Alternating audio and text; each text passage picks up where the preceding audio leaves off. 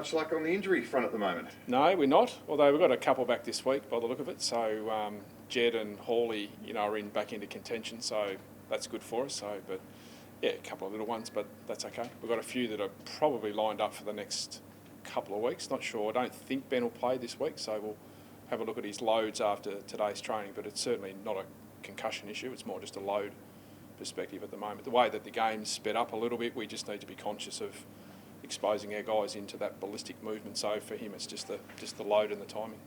So how he's been doing? Like he's fully training. Yeah. No, he's been training now for over a week. So followed the protocols really closely, which has been great. And so yeah, it's just a load. So we've had him in competitive work and all that sort of stuff. So if you ask him, he's ready to go. So it's just that balance between getting the right numbers for him so that we can keep him in the team for a long period of time. Has Aiden Core pulled up? Is he going to be available? Yeah, he will be. We had a scan earlier in the week. As we said, we tried, and he couldn't have gone any further than where he did. We were risking him being out, for a period of time. So there's a little bit more of a complication with the way that his feet are structured, which is, I won't bore you with the details, but that's part of why we have to make that medical assessment. So had we kept him out there, it would have been a far greater risk after he tried to stay on. So the medical sub worked well for us in that sense. Bad luck for Robbie Tarrant with just a sort of worrying health issue. Yeah, well, I won't make a comment on it. It's a personal matter. We hope his recovery goes well, and we look forward to getting back into training when he's ready. So he'll miss how long? Not sure yet, Rob.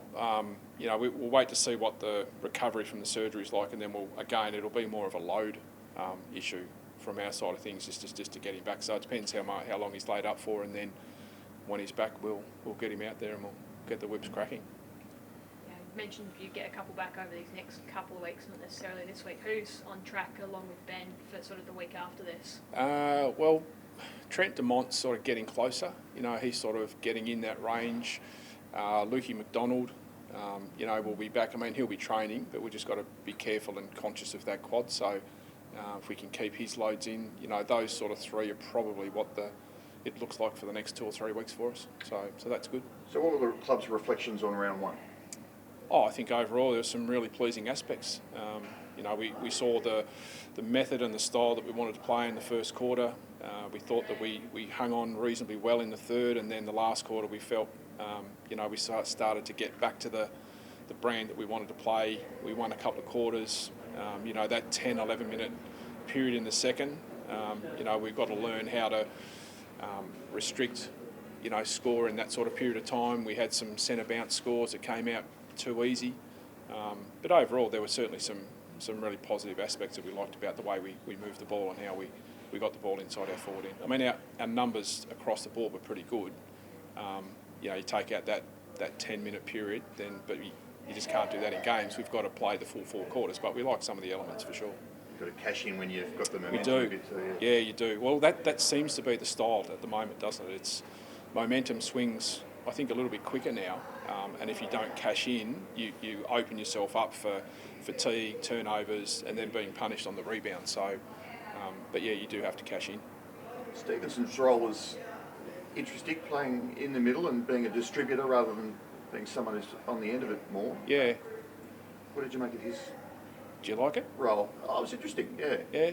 That doesn't sound that you liked it. It was just sounded it's interesting. Well, we did. I would like a greater sample, obviously. Yeah. And probably a little bit more work towards being better entries on the scoreboard, like if we can finish that work in the front half. But what he adds a different element. Like people forget how tall he is as a midfielder and how quick he is. So his range to get hold of the ball, move, his ability to sort of shift and change angles is really good.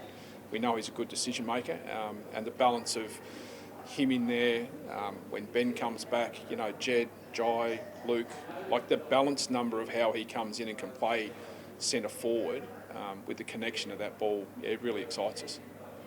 You mentioned obviously Jaden, and then you've got Luke and Jai, who we saw last year. Do you feel like it's a more dynamic midfield mix? Obviously, grunt and contested work's always been a for a long time. Yeah, well, I think it's the balance for us, isn't it? The balance on the outside of the contest is where we've needed to probably have a bit more focus.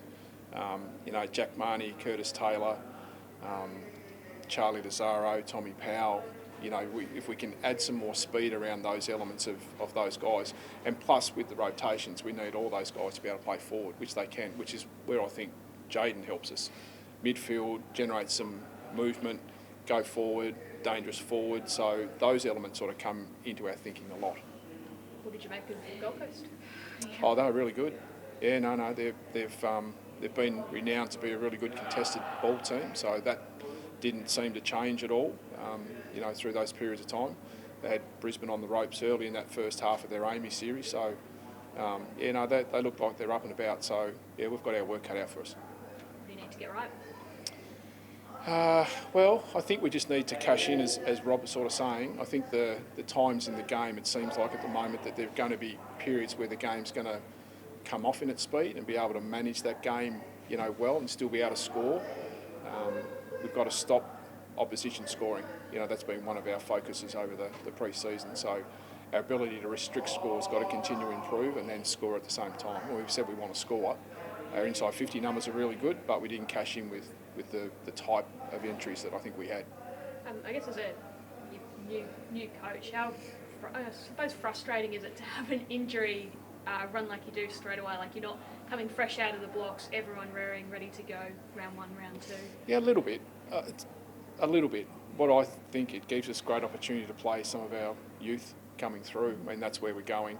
To be able to give Lazaro another look at it this week. We saw what Tommy Powell could do. You know, we put him in the midfield in the last quarter, and he was terrific.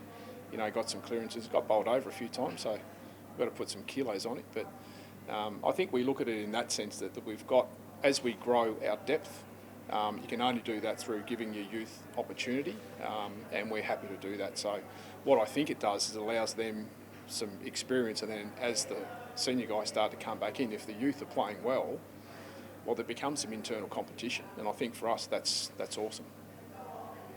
Just on the VFL density rules sort of come up a bit this week. You had much of a look at them. What have you made I did. of them? Didn't like them. No, I'm not a fan. That the work of forcing a player right back to the goal square, I don't think's right. We actually had 3 free kicks given against us. One of them was for a defender, which I actually couldn't work out at all. It took too long to reset. I think it changes the roles that we're looking for our players to play coming into the AFL. I was involved in the trial when the AFL came up a couple of years ago to Brisbane, when we had 3 in the front half. That actually made sense. Pushing one back to the goal square from a D50 just didn't make sense for me in the manner of how I understand trying to de-densify numbers. I'm not against that, but the length that we actually had to take, I think it needs a lot more discussion before it gets put in. Sorry, well, quarter's going nearly 40 minutes.